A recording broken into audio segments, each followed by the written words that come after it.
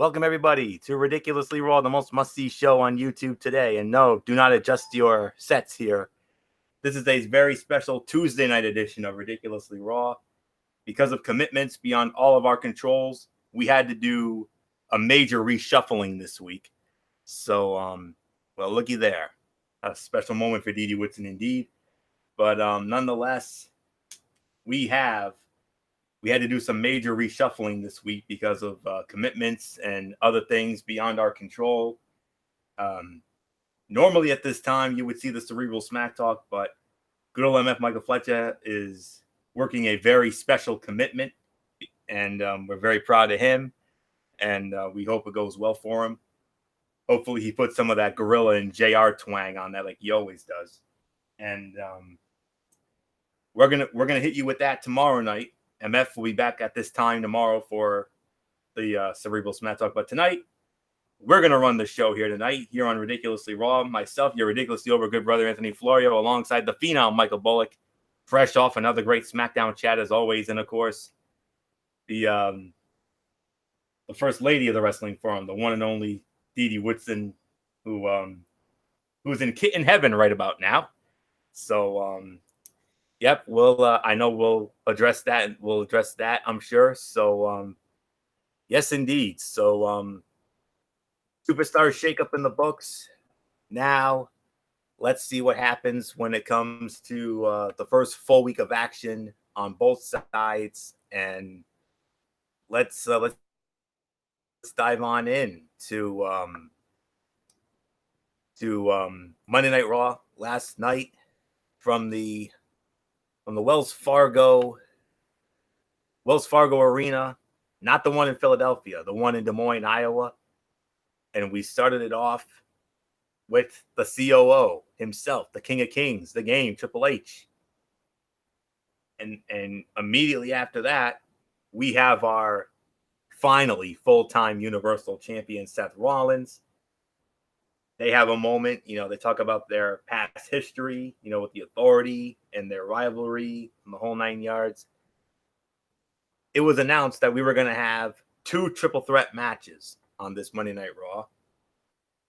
One match would feature the phenomenal AJ Styles, United States Heavyweight Champion Samoa Joe, and Rey Mysterio. And in the other, you would have The Miz, Drew McIntyre, and Baron Corbin. And the winners of those 2 matches would meet in the main event.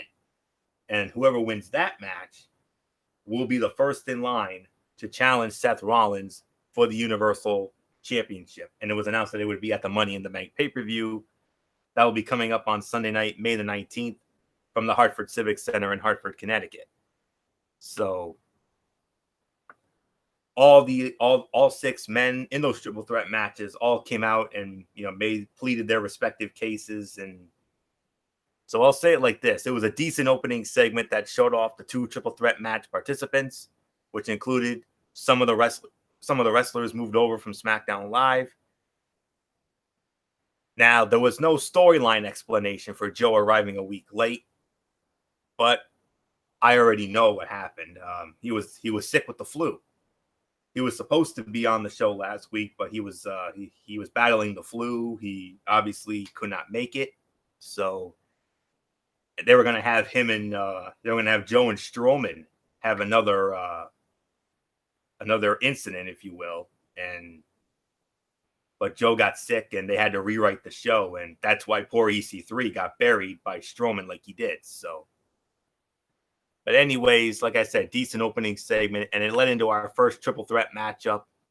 It was AJ Styles, Samoa Joe, Rey Mysterio, winner of the match in an even 18 minutes and advancing into the main event, the phenomenal AJ Styles. He gets it done. Like I said, decent opening segment. But as far as the match goes, this was hands down the fight of the night. This was 4 to 4 1/4 stars. This was a very, very good match. And I went on the record. I said this was going to be the better of the triple threat matches. And this was a very good triple threat match with a cool finish. Samoa Joe came up bleeding afterward around his eye and nose. And I like the way they opened the first Raw after the shakeup with 3 wrestlers they brought over from SmackDown Live and put them in a fresh match. So double win all around. So that was easily 4 to 4.25 stars and easily the fight of the night. So nothing more to say on this. So Michael Bullock, come on in. Let's get your thoughts. The opening segment, you don't have to go into detail. I just want your thoughts on it. And then, of course, the first triple threat match, fight of the night. Great matchup.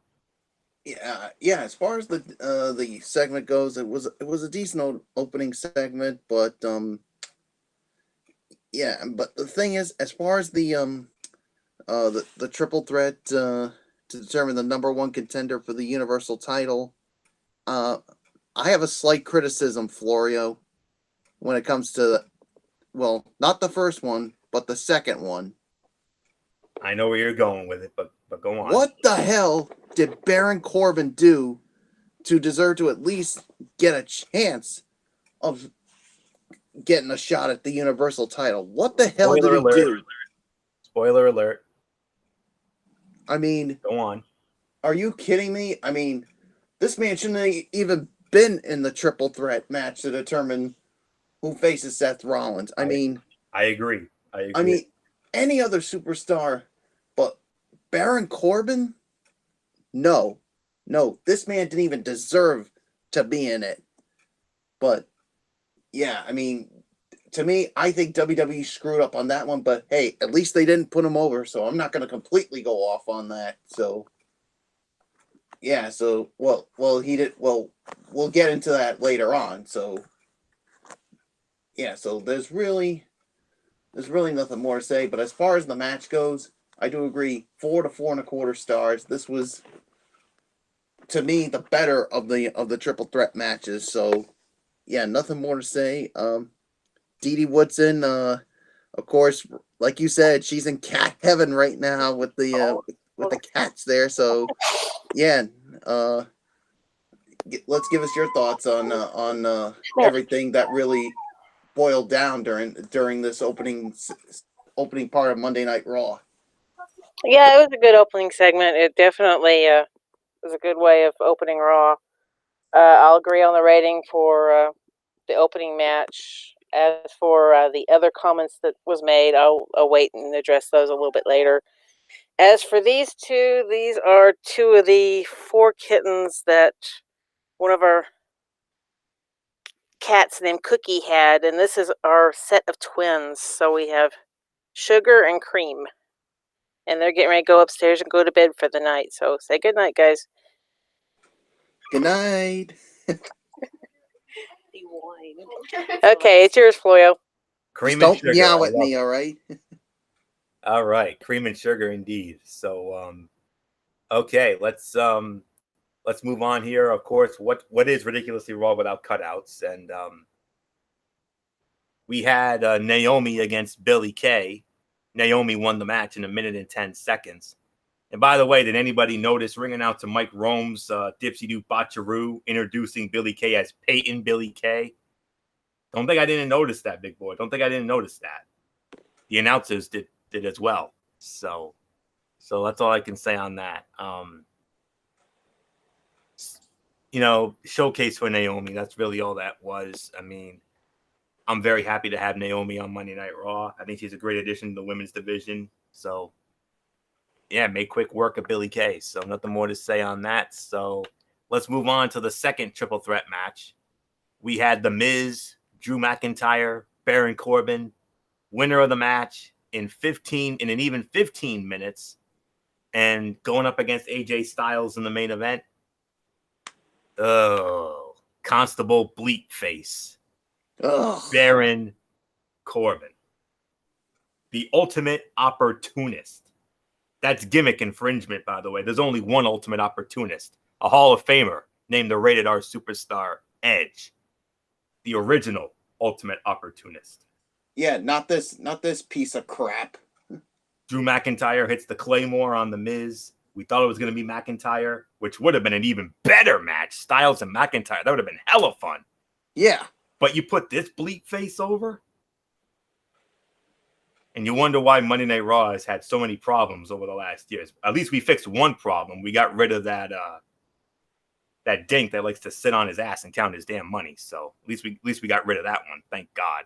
So But the thing is, Constable Bleepface would get his later in the night. So, Bullock, you know me. I want to get this thing in as quickly as possible. I know you want to go off all of Byron Saxton, but keep it brief, please.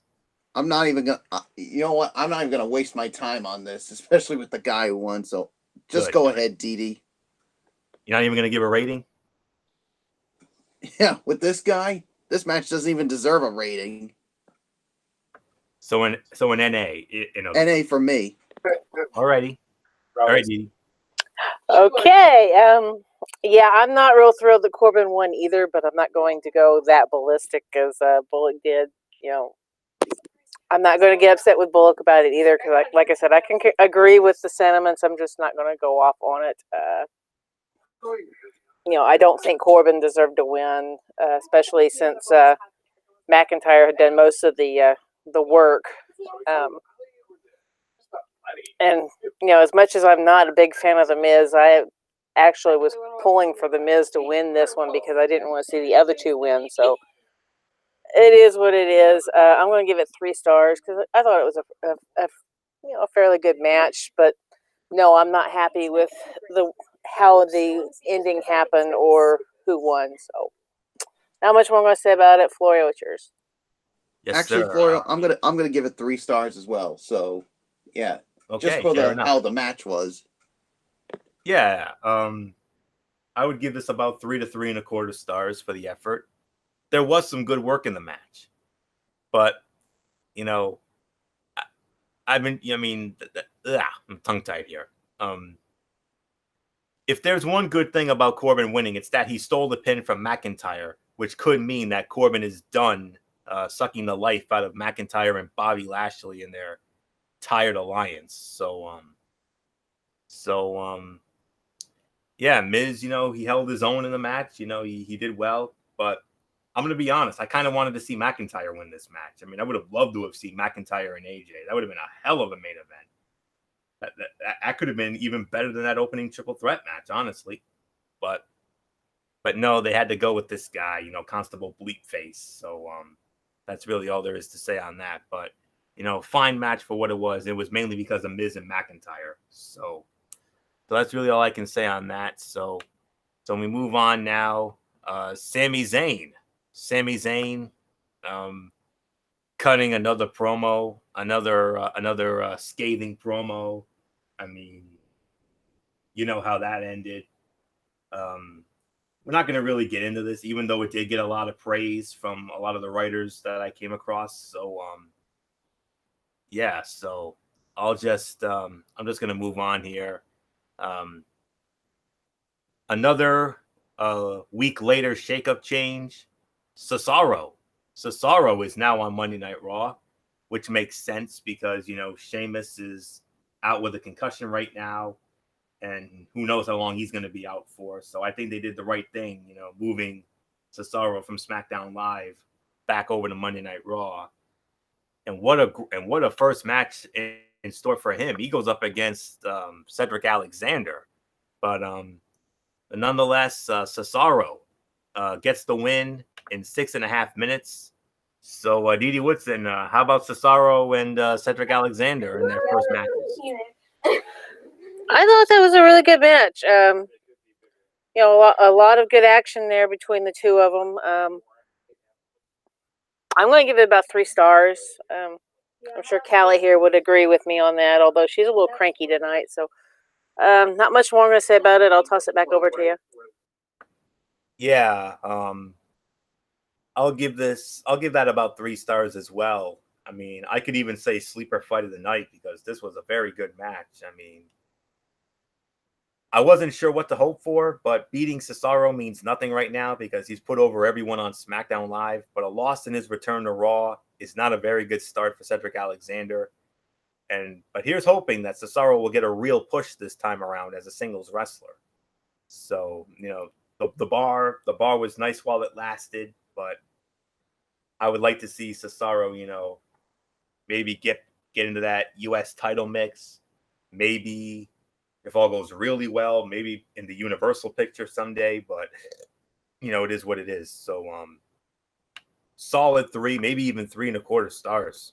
So That's all I can say on that. So Michael Bullock, Cesaro, Cedric Alexander, and we got to see your favorite move, the Tope con Hilo. How about it?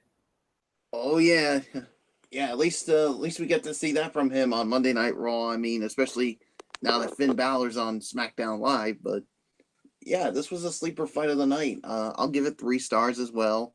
I mean, yes, the match was a little short for my liking, but in that amount of time we got, I thought it was enjoyable for what it was. And who knows, maybe now with Cesaro back as a singles competitor, who knows what it could bring for him. Hopefully, that major push he should have gotten a while ago, and maybe a world title opportunity. So we'll just have to wait and see. So 3 stars is my rating. Let's move on. Let's move right along. Blech. And now you're getting tongue-tied like me out of all the excitement. So, okay.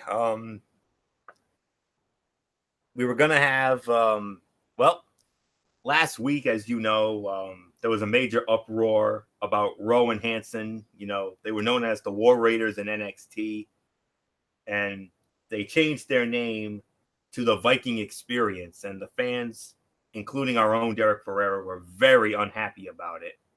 And, well, they tweaked the name again. This time, they're the Viking Raiders. And all they did was, you know, beat the snot out of the Lucha House Party. So, crowd was dead for that. So, nothing more to say. We move on. Becky Two Belts. Becky Lynch.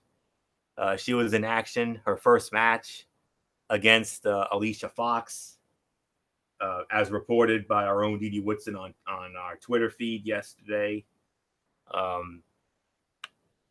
before the match, Becky Lynch cut a promo, and she was interrupted by her challenger for the Raw Women's Championship at the Money in the Bank pay-per-view, Lacey Evans. They exchanged some words, and then we get into the match with Alicia Fox. But Becky Lynch wins the match, 8.5 minutes. I mean, I know they want to give Lynch a decent amount of TV time, but going over 8 minutes with Alicia Fox is a bit much. And on the bright side, I like the way they're establishing Lacey Evans' character. I mean, the pre-match promo with Becky and Lacey, I thought were better than the match itself. The match was terrible. I'm not even gonna have you guys get into that because, you know, we only talk about good stuff here. That match with Becky and Foxy, no. That was a dud. If I'm going to be honest with you, that was a dud for me. So I'm going to call cutout on that. So, but Lacey Evans though, she laid out Becky Lynch with that woman's right hand. So yeah, so we'll see what happens. That was not ladylike, and I guess we could say Didi Woodson. Not only you don't find it ladylike, I'm pretty sure Callie would agree on that too. And she would. And it would like to sink her paws right into Lacey Evans and saying, "That's not ladylike." Yeah, I'm sure she would. But of course, Callie lately has not been ladylike either. So, well, yeah. I think Callie's more ladylike than Lacey Evans. Hey now, Callie's more ladylike than Lacey Evans, according to Bullock. Hey now. Oh. Hopefully Lacey Evans doesn't hear this.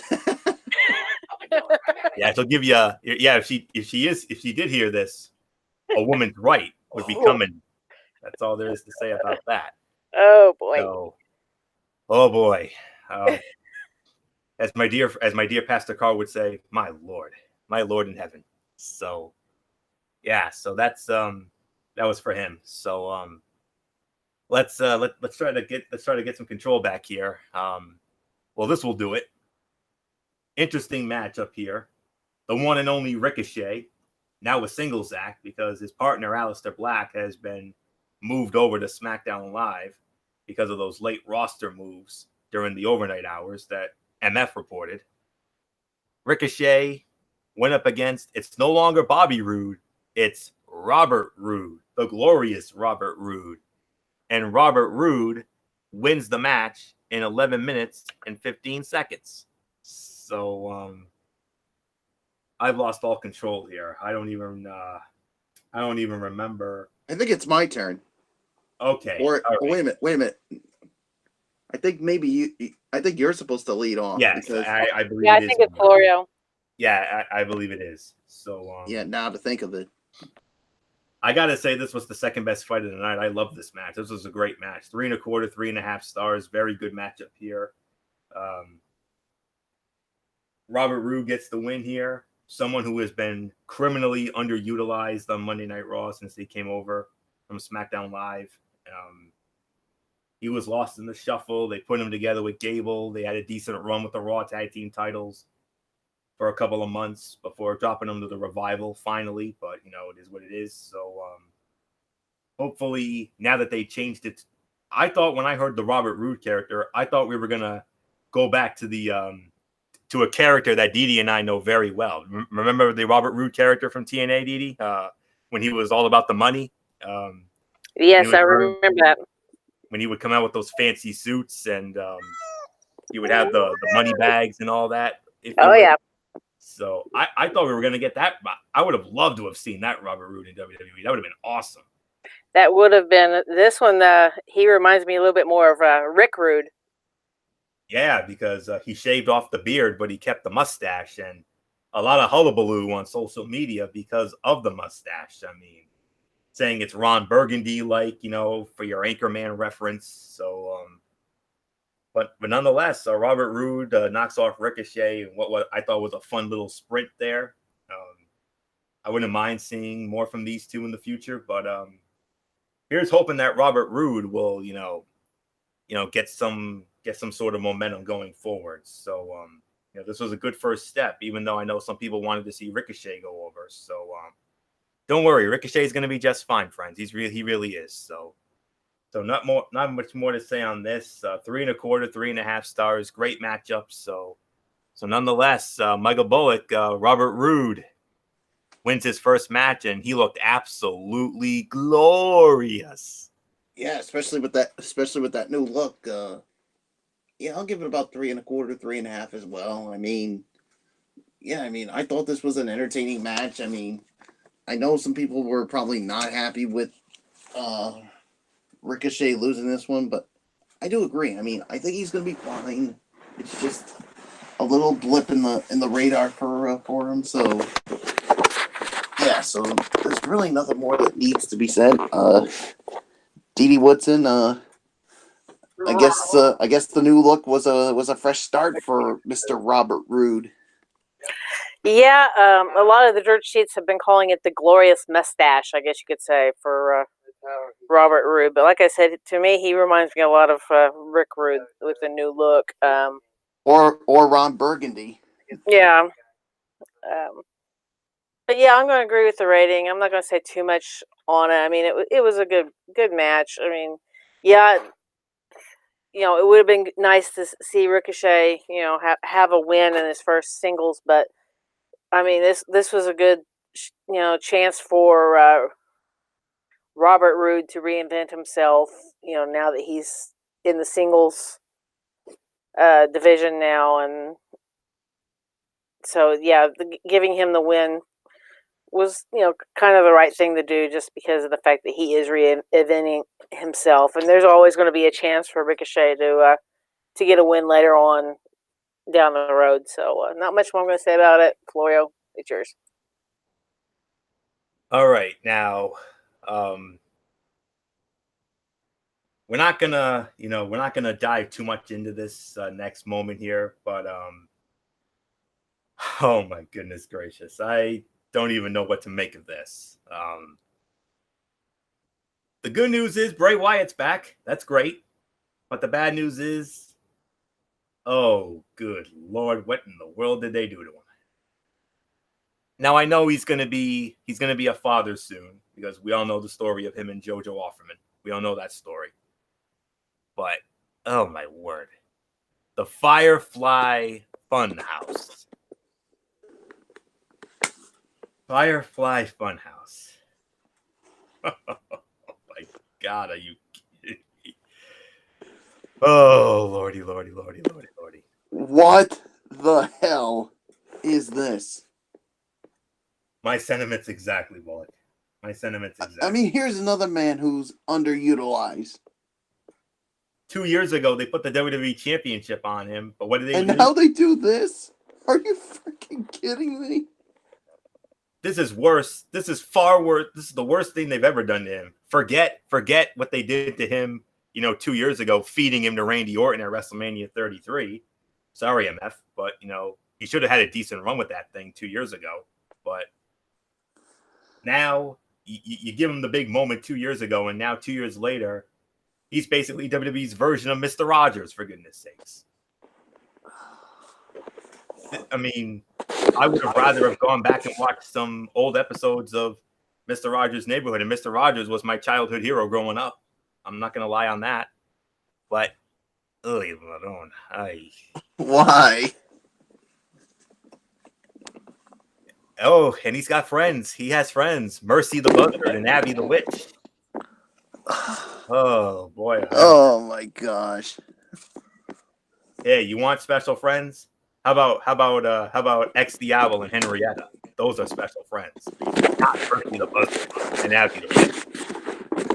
I'd rather have Ex Diablo and Henrietta as special friends than go with Henrietta.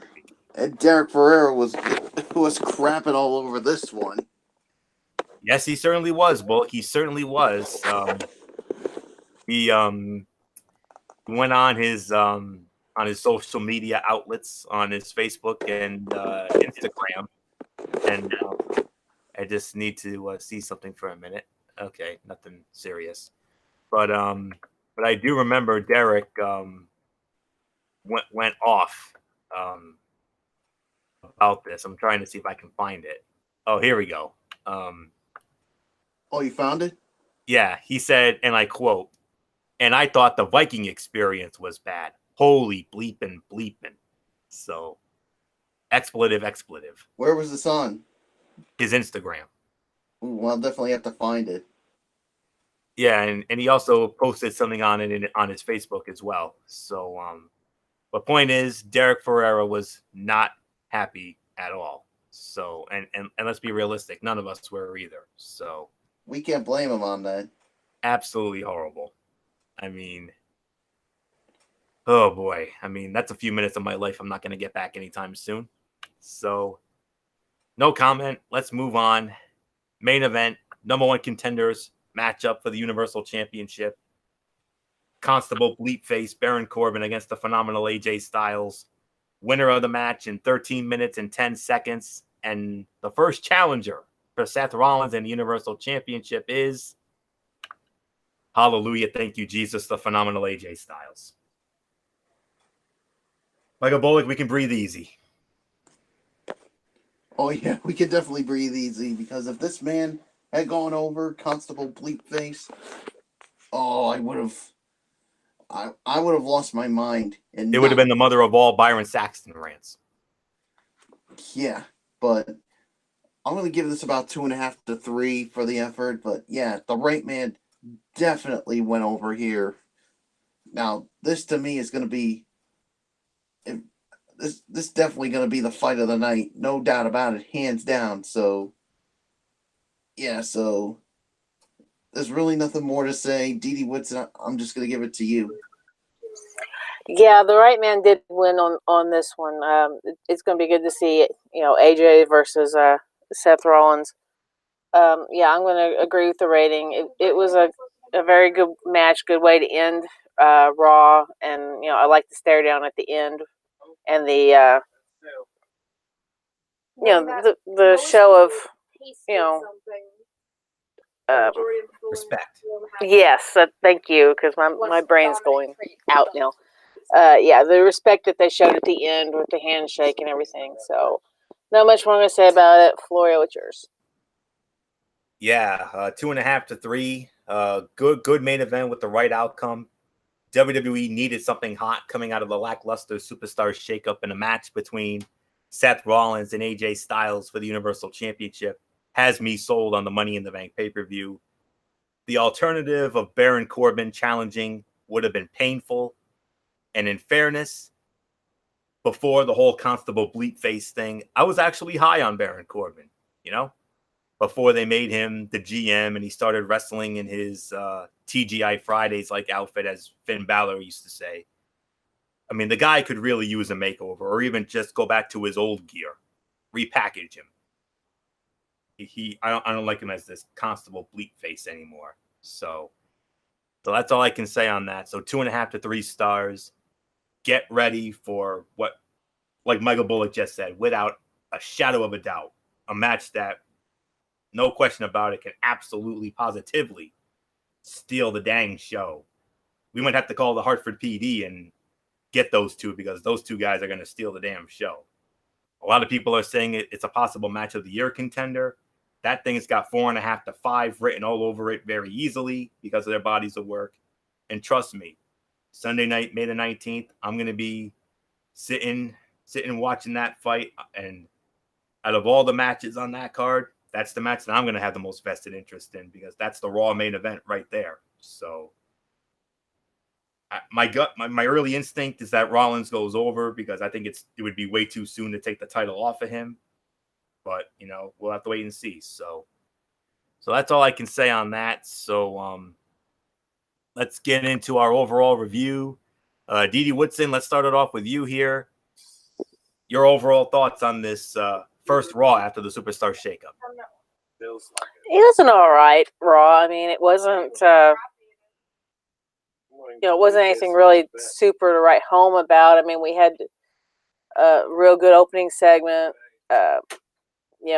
We started off really good with the opening match, and then we had, the real good ending match, but, most of the middle was kind of lackluster, not a lot there to really write home about. I mean, it was just, it was just, one of these normal Raw shows we usually get, which is kind of half ho-hum. Did have, a little bit of storyline going along here because of the shakeup. And I mean, we've had some late flip-flops on both shows. But, it is what it is. They even, I think, mentioned, even though this isn't SmackDown, they even mentioned tonight, that they were still doing some late flip-flops on both shows. And I'm sure since they re-showed that Wyatt promo tonight on SmackDown, I'm sure we'll get a lot of commentary from Fletch on that tomorrow night as well. The Mr. Rogers type promo, very, very, very bizarre. I don't even know what to think about it. Just that it's creepy. Lost brain cells. Kevin said he lost brain cells, so yeah, it was kind of creepy. Yeah, my 14-year-old come up with the "I'm highly offended" line, so I had to give credit to Jennifer for that one. But yeah, both her and Kevin are highly offended because of Bray Wyatt's version of Mr. Rogers we've got going here. So yeah, I'll give Raw probably a 6. But yeah, it was interesting. I mean, not much more I guess I'm going to say about it. I will see you guys tomorrow night. Bye.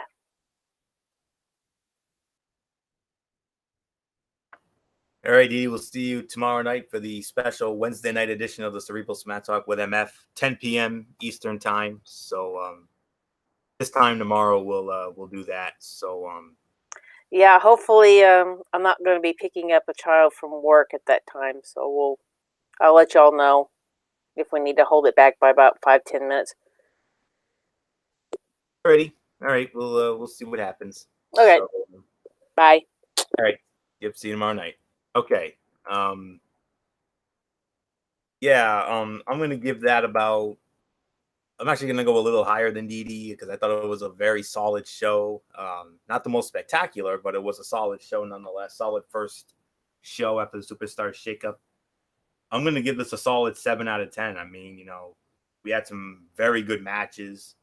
I mean, that first triple threat match that AJ won, that was the fight of the night, clearly, 4 to 4.25 stars. A very good match with Ricochet and Robert Roode. Throw in, another good the second triple threat was also good. Nowhere near as good as the first, but it was still a solid match nonetheless. I also liked the Cesaro and Cedric Alexander match. That was a fun little sprint. And those matches stood out to me the most. Even the main event was solid. And the opening segment was very good as well. I liked how they've been. I love the hype for Becky Lynch and Lacey Evans. I'm loving that hype. That's working out great. So, yeah. Overall, Raw was interesting due to the format with the 2 triple threats leading to the main event. Throw in Robert Roode's mustache and the strangeness of Bray Wyatt's new gimmick, and this was definitely a different night. So nothing more to say on that. 7 out of 10. So Michael Bullock, let's get your quick thoughts, and then I'll wrap her up with the Tony's take. All right, 7 out of 10. I do agree. I mean, yeah, I agree. I mean, the first triple threat I thought was definitely the fight of the night, no doubt about it. Ricochet and Robert Roode was a good one as well. I mean, yeah, you pretty much touched base on everything. So 7 out of 10 for me. So let's get to your Tony's take. Yes, sir. And we started it off with a fatal 4-way matchup. Arya Daivari, Akira Tozawa, Gran Metalik, and Mike Kanellis. Winner of the match in 11 minutes and 11 seconds. It was Arya Daivari who picks up the win. 3-star match, overall good match with a flat finish and Mike Kanellis dragging things down. And then we had the main event, Oney Lorcan against Cedric Alexander. Oney Lorcan wins the match, 18 minutes and 22 seconds, 3 3/4 stars. Very good match with Alexander delivering a great performance one last time on 205 Live and putting Oney Lorcan over. So, one match that was announced for the next show, tonight's show, Drew Gulak against Humberto Carrillo. So we'll see how that goes. 7.5 out of 10 for me on this. This last week's show was a good show. They're looking to establish new players with the departures of top stars in Mustafa Ali, Buddy Murphy, and Cedric Alexander. The brand will have to rebuild. They have some good talent, but there are also guys in NXT like DJZ, ACH, and Kushida, and Trevor Lee that could all be brought up at any time to replenish the ranks. So really nothing more to say on that. So that was a 7.5 out of 10 for me. So let's get into Impact Wrestling quick. We started it off with a very interesting tag team matchup. We had Fallah Bahh and Scarlett Bordeaux against the Desi Hit Squad. Fallah Bahh and Scarlett Bordeaux wins the match, 8 minutes, 25 seconds. 2-star match. It was not much of a match as Desi Hit Squad remains absolutely useless. But Scarlett Bordeaux and Fallah Bahh are a really fun and crowd-pleasing pair. Then we had Dez against Moose. Dez actually wins the match, 8 minutes, 26 seconds. 2.5-star match, solid match with some fun spots, but the banana peel slip loss does nothing for Dez, even if commentary tried to put it over as a huge upset. Then we had Madman Fulton against Tommy Dreamer. Madman Fulton wins the match, 8 minutes, 5 seconds. 2.5-star match, solid match, continuing the existing storyline in OBE, standing tall at the end. Madison Rayne against Taya Valkyrie in a non-title match. Madison Rayne wins the match in 1 minute and 5 seconds. No rating. Not a fan of this at all. Ortessa's lost to Madison recently. I get that they are due to distractions, but it feels so lazy to get heat and it does nothing for me in terms of building the matches, and it really hurts the overall momentum. Then we had the Lucha Brothers against Eli Drake and Eddie Edwards. I think the tag team titles were on the line here. Lucha Brothers retained the titles, 5 minutes, 20 seconds, 2 3/4 stars. Pretty good while it lasted, but it felt way too rushed. And that was it because Eli Drake turned on Eddie Edwards after the match, and it is what it is. So 6 out of 10. Solid but unspectacular show in the ring. They did some nice small things to build to the pay-per-view. which looks really strong on paper. I'm hoping they'll deliver it. They'll deliver a good go-home show on Friday night. So Friday night, 10 p.m. on the Pursuit channel. So, and hey, okay, we got the we have the docket for Strictly Sports. So all right, so that will put the bow on this special Tuesday edition of Ridiculously Raw. We want to thank you all so very much for tuning in tonight. Let me see. Tomorrow night, 10 p.m. Hop on over to good old MF Michael Fletcher's channel, Braves Fan 95, as we will have a special Wednesday night edition of the Cerebral Smack Talk. We'll review SmackDown Live. I don't know if MF has anything in the Mikey's mindset, but if he does, I know he'll share it. A lot of things went down on SmackDown Live, including a heel turn. We're just gonna leave it at that. So a major heel turn went down, although it's one that we're used to. So that's all I can say on that. So we'll review SmackDown Live. Mikey's mindset, if there's anything, he'll get into it. So that'll be 10 p.m. tomorrow night. And then Friday night, 10:30, Strictly Sports. Derek Ferreira just posted the docket just now. So here you go. Zion Williamson from Duke declares for the NBA draft. The North Carolina women's basketball coach resigns. Tiger Woods winning the Masters. We will preview the second round of the Stanley Cup playoffs. And we will have our newest Major League Baseball power rankings. So Zion Williamson declaring for the draft. North Carolina women's basketball coach resigning. Tiger Woods winning the Masters. Our preview of the second round of the Stanley Cup playoffs and our newest Major League Baseball power rankings. That all goes down Friday night, 10:30, right back here on the Tone 25 for Strictly Sports. So that's it. So until tomorrow night for the special Wednesday edition of the Cerebral Smack Talk with MF, it's your ridiculously over good brother Anthony Florio here for the Phenom Michael Bullock, and in spirit, good old MF Michael Fletcher, the Twisted Angel Didi Woodson, and DF from RI 401, the Hardcore Pipe. I'm Derek Ferreira. You know the routine, everybody. Thumbs up. Talk to you later. Yeah, throw it up Fortune Force style. Bye for now, my friends. God bless. Be good to each other. Have a blessed Wednesday. And until tomorrow night for that special Wednesday Cerebral Smack Talk with MF, you've been listening. You've been watching this special Tuesday edition of Ridiculously Raw right here on the Tone 25 and YouTube.com. And remember, no matter what anyone tells you, wrestling is indeed actually real. For everybody who's been a part of this one, for now, Anthony Florio, so long, and bye, everybody, bye.